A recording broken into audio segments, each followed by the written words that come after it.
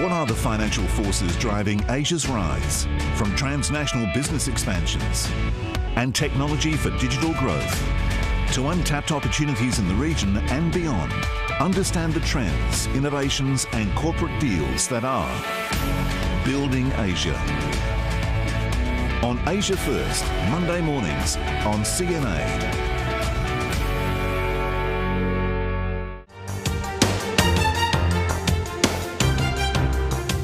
Your top stories this hour. Millions of people in Australia's second most populous state, Victoria, are now under a strict 7-day lockdown as the authorities race to track the spread of a highly infectious variant of the coronavirus.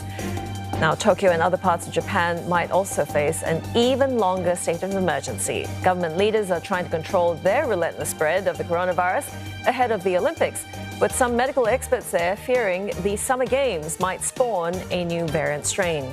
Anti-government activists in Hong Kong are back in court today for their sentencing. Jimmy Lai and 9 others await their fate on charges they violated the national security law.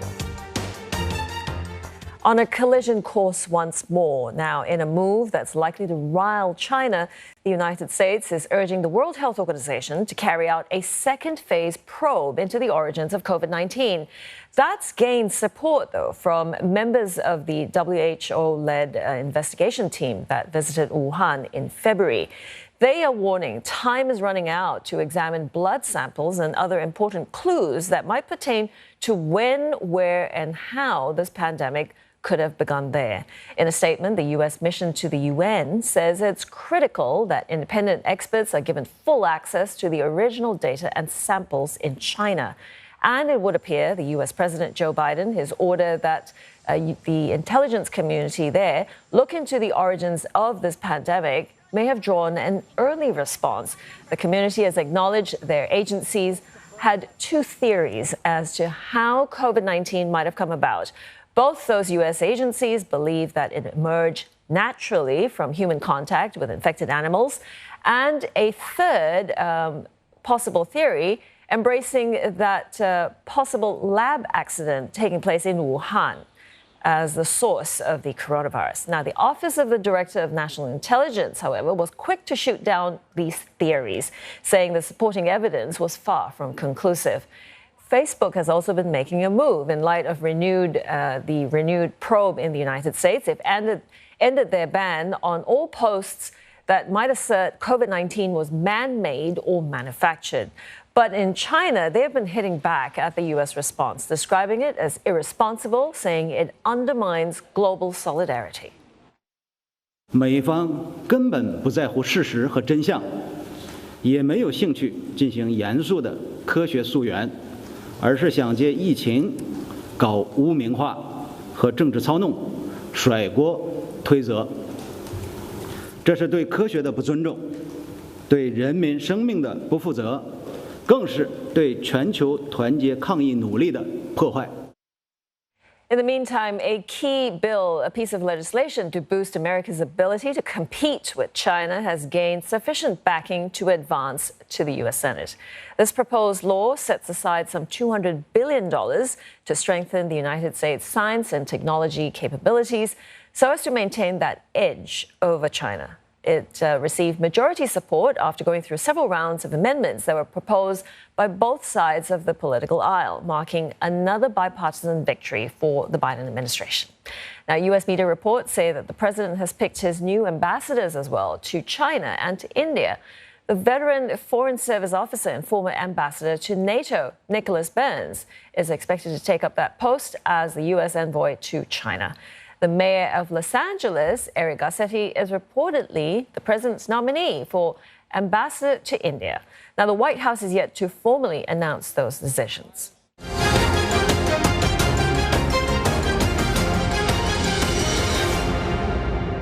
India will scrap local trials for what they say are well-established foreign coronavirus vaccines in their bid to accelerate their rollout of the vaccines. Last month, India pledged to fast-track the shots from Pfizer-BioNTech, from Johnson & Johnson and Moderna. But discussions then stalled after the government insisted on local trials and a dispute erupted over indemnities.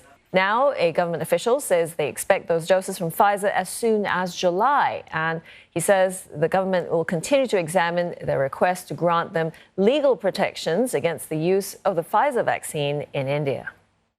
We are looking at what their expectations from the government are, and they are looking at what our expectations from them are. That's the process in which this will move, because they have to come into India, they have to apply for licensure, so that's one path. And there are imperatives of cold chain and supply, etc., so that's being looked at.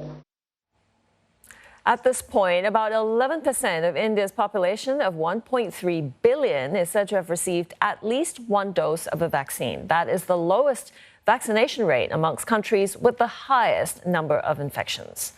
Now, vaccine supplies and raw materials to make those vaccines are likely to top the agenda when India's foreign minister meets with his U.S. counterpart and other senior officials from the Biden administration today. This is the first trip by an Indian minister to Washington since President Joe Biden assumed the office in January. Neha Punia reports. Ross of Commerce here. And the Indian foreign minister has a packed schedule ahead of him. He's expected to meet U.S. Secretary of State Antony Blinken on Friday, and the two are likely to discuss, among other things, security in the Indo-Pacific and the Quad initiative that's aimed at countering China's growing influence in the region. The U.S. has said it is keen to convene an in-person meeting of Quad members, including Australia, India and Japan later this year. There are also meetings scheduled with Secretary of Defense Lloyd Austin, National Security Advisor Jake Sullivan and U.S. Trade Representative Catherine Tai. The Indian foreign minister's visit comes at a time when New Delhi has clashed with U.S. tech giants like Facebook and Twitter over new social media rules, but top of the agenda is going to be vaccine cooperation. While India's daily COVID-19 caseload has dipped, the country is still recording more infections and deaths than any other country in the world, and despite being the world's largest vaccine manufacturer, India's own vaccination drive has failed to take off due to severe shortages. Only 3% of all Indians are fully vaccinated. Which is why experts say New Delhi will be hoping that the Biden administration will release a large chunk of its spare vaccines to India. The US plans to export 80 million doses from its stockpile by June to needy countries. Talks are also expected to cover the smoothing of exports of raw materials that India needs to scale up vaccine production at home. More than 200 ingredients come to the country from the US.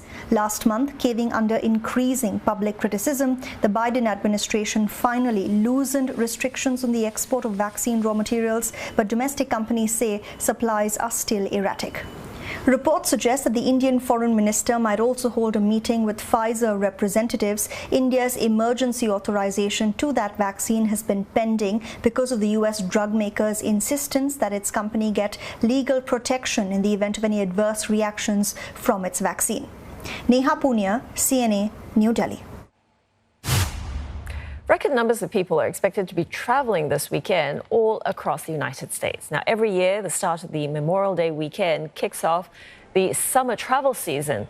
The pandemic, of course, limited their movements through last year, but travel is expected to bounce back in a big way this year. And more Americans are getting vaccinated, of course, against COVID-19. Therefore, they're more comfortable leaving their homes.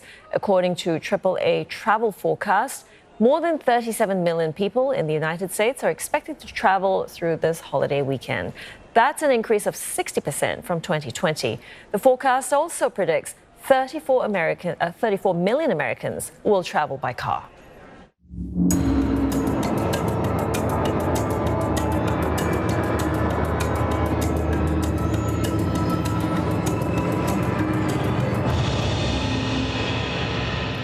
Now, it seems it's certainly no accident that India was slammed by back-to-back devastating cyclones this month. The scientists have warned climate change is causing the Indian Ocean to heat up rapidly, and that is churning up more cyclones and more intense storms.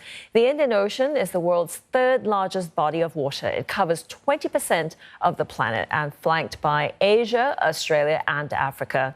The western side of the Arabian Sea, where temperatures hover below 20